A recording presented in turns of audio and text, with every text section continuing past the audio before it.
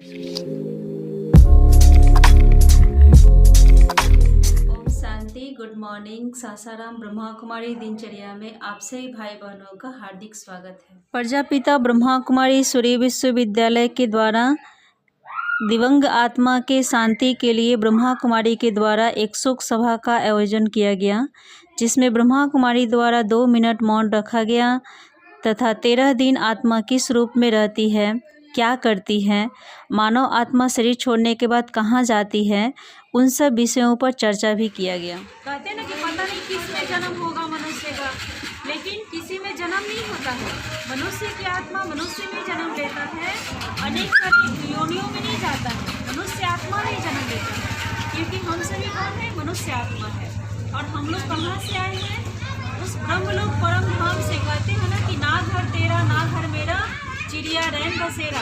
यहाँ किसी का घर नहीं है, जहाँ से आए थे वहीं जाना है। लेकिन कहाँ से हमारा कभी सोचे?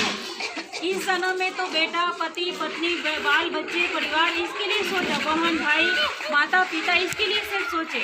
लेकिन अपने विषय में हमने कभी सोचा कि हम भी पढ़ाई के लिए हम स्कूल में बच्चों को भेजते हैं। क्यों भेजते हैं स्कूल में बच्चों को?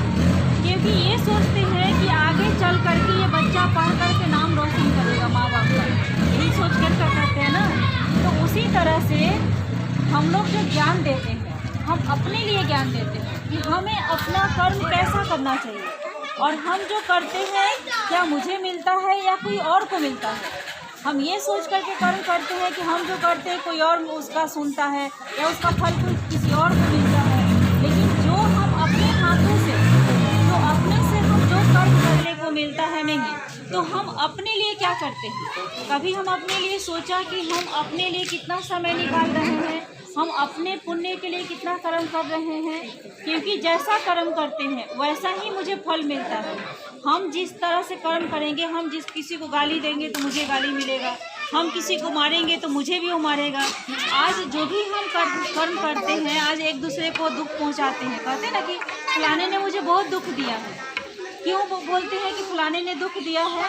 क्योंकि हमने भी पिछले जन्म में किसी न किसी जन्म में दुख दिया था, इसलिए इस जन्म में मुझे वो दुखी कर रहा है।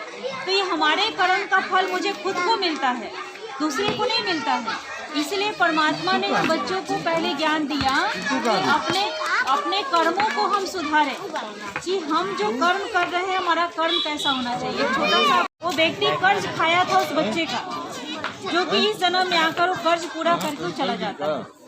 तो ये कर्मों की गति बहुत गहन है। इसलिए हम अपने विषय में कभी अपने विषय में सोचें कि हमें अपने जीवन में क्या कर्म करना चाहिए, कैसा करना चाहिए जो हमारा भविष्य आगे अच्छा बने।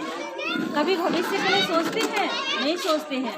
बस बाल बच्चा, परिवार, सगे संबंधी, 10 परिवार को ही अपना सबको समझते हैं। लेकिन इससे हटके भी जीवन है जो परमात्मा बताते हैं। हम सब कौन है? एक आत्मा है, जो आत्मा इस प्रकृति के बीच में निवास करती है।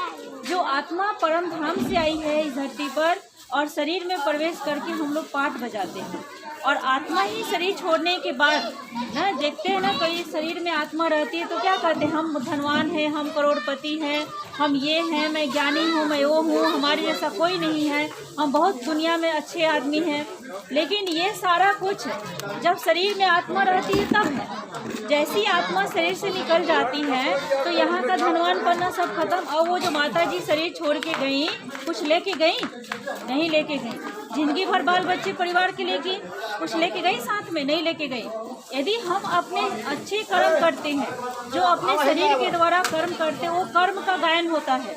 जैसे महात्मा बुद्ध का गायन है, आज बापूजी का गायन है, क्या जितनी भी बुराइयां हैं वो सब समाप्त हो जाता है और हमारा जीवन सच्चा जीवन हो जाता है। हमारी काया भी सुंदर बन जाती है। जैसे सोने में जब अलाय पड़ता है, खाद डालते हैं, उसमें मिक्स करते हैं, 24 कैरेट से 12 कैरेट या 23 कैरेट का बनाते हैं, 22 कैरेट का बनाते हैं, 20 कैरेट का बनाते हैं, उसमें मिक्स करते हैं ना। उसी तरह आत्मा के अंदर बुराइयां मिक्स हो गई है, जिसकी वजह से आज हमारे शरीर के अंदर भी किसी न किसी तरह की कोई ना कोई परेशानियां हो रही है।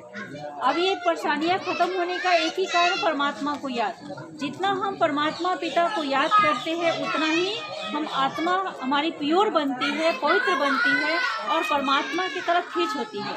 और परमात्मा को याद करेंगे। जैसे अग्नि में हम सोने को डालते हैं तो सारा खाद निकल जाता है, उसी तरह आत्मा को परमात्मा के साथ जब संबंध जोड़ते हैं तो हमारे अंदर की खाद जो है वो निकल जाता है और आत्मा प्योर हो जाती है। जैसे पाप धोने के लिए गंगा जी जाते हैं, तीर्थ स्थान पे जाते हैं, उनकी पाप धुल जाएगा।